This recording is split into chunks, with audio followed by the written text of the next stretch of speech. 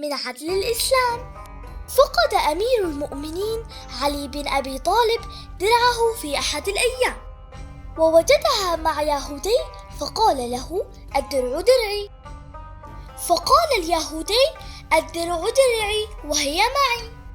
قال له أمير المؤمنين: نذهب إلى القاضي يحكم بيننا.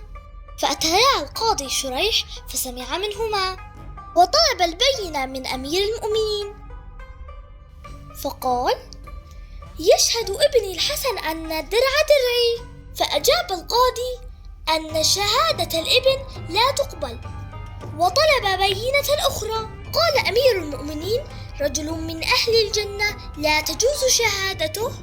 سمعت رسول الله صلى الله عليه وسلم يقول: الحسن والحسين سيدا شباب أهل الجنة.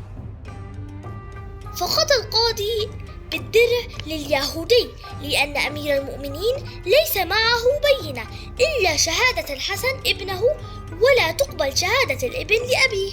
فاستغرب اليهودي وقال: أمير المؤمنين يأخذني إلى القاضي المسلم فيقضي بالدرع لي؟ أشهد أن هذا لحق، وأشهد أن الدرع لأمير المؤمنين، وأشهد أن لا إله إلا الله، وأشهد أن محمد رسول الله.